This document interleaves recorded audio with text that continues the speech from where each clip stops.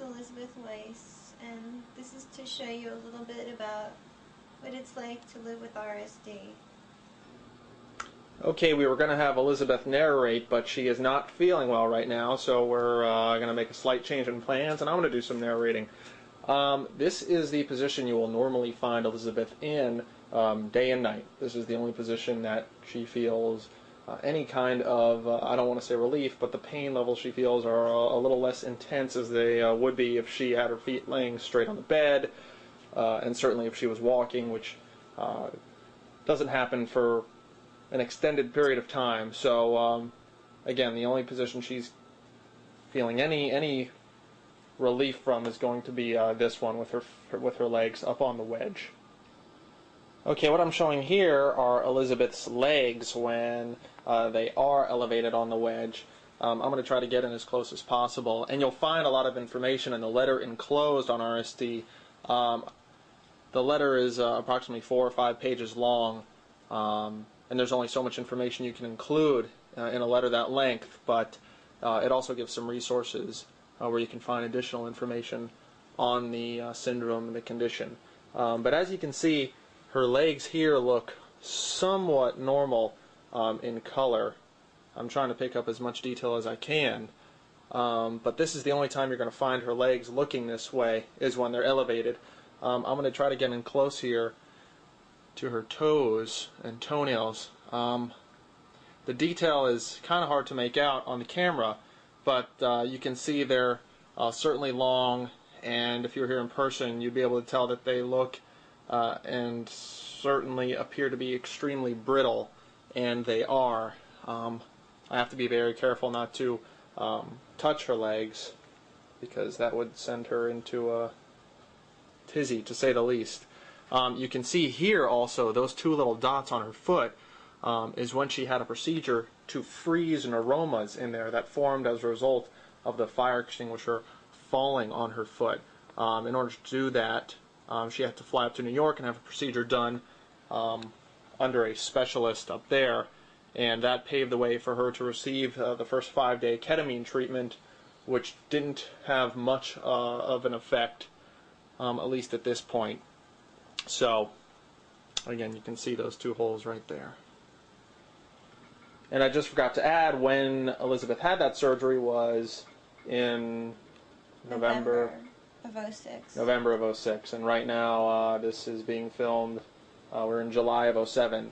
So those holes are, or those marks are probably going to be there indefinitely, is what it looks like. So, and that's we're assuming just another effect of the RSD on the body. Certainly affects the healing. Okay, what we're going to do now is attempt to show you in real time the color and texture changes that her legs go through when she does something as simple as getting up and walking to the kitchen, maybe standing there for a minute. So let me try again to just get a shot of what her legs look like normally, and hopefully you can get a good idea as to what the color looks like, you know, relatively normal when they're elevated like this and she's on her back. And what she's going to do now is put on a medical boot, which is the only protective piece of footwear she's able to put on the foot itself. And you can see, I mean, this is definitely painful for her. But again, she certainly needs something to protect the foot when moving around. And she's currently walking with the aid of a cane, so you saw how the legs again looked relatively normal, and we'll show you in real time. And this is something that, you know, she does every day, and normally she can't walk for like I said in the letter and maybe earlier in the tape, you know, more than minutes at a time without experiencing overwhelming and agonizing pain. But again, we'll show you in real time what this color change will look like. So if she were to just go into the kitchen, make a cup of coffee or something to eat, you know, you can even, let's see, And already you can see some of the splotchiness starting to appear and the color changing right before your eyes. Kind of gets purple and yellowish to begin with.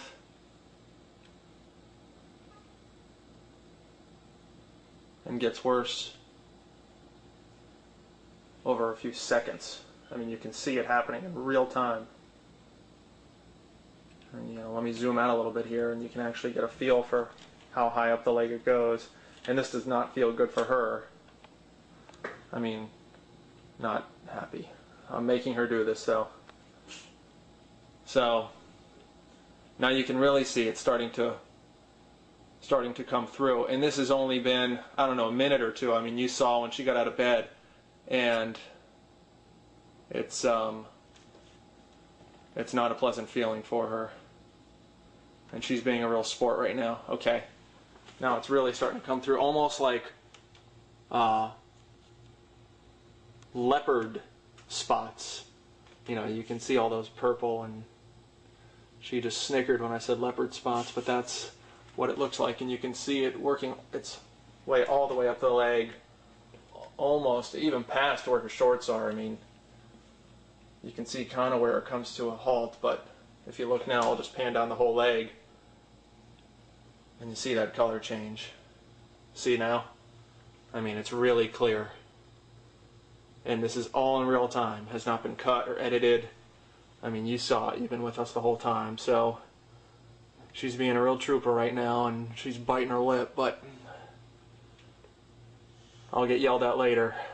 But this is worth it. She's breathing heavily now, and I think you get the point. So we're going to go back and lay down, and I'll show you in real time what it'll look like once she puts her legs back up, and how quickly that color change will dissipate.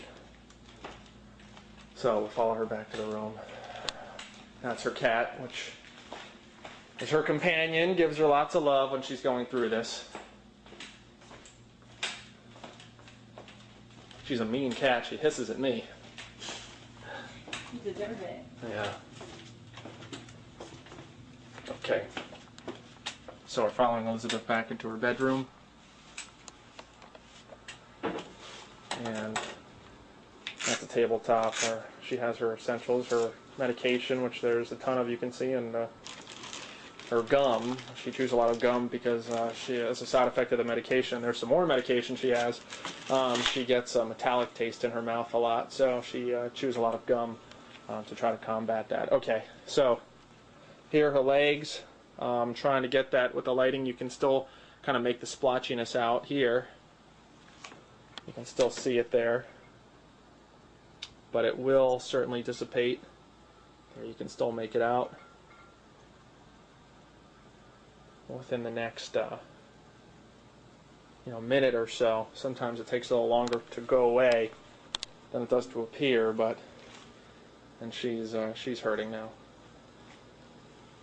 So, and she does this a lot too. When her legs start to hurt, she starts to shake her leg, sometimes a lot more rapid than what she's doing, but from what she tells me, sometimes she's not even aware she does it, but this is just a way, I guess, her subconscious deals with the pain by shaking the leg. Feels like it's on fire, so sometimes shaking it feels like it's gonna get some air. Yeah, if you didn't hear that, she says it feels like it's on fire. So maybe it gives the feeling of some kind of coolness going to the leg. But you can see now it's already dissipated. Maybe it's slightly hard to make out on the camera, but I hope you can at least tell somewhat of a difference here. But it's almost back to what it was initially when she was lying down. So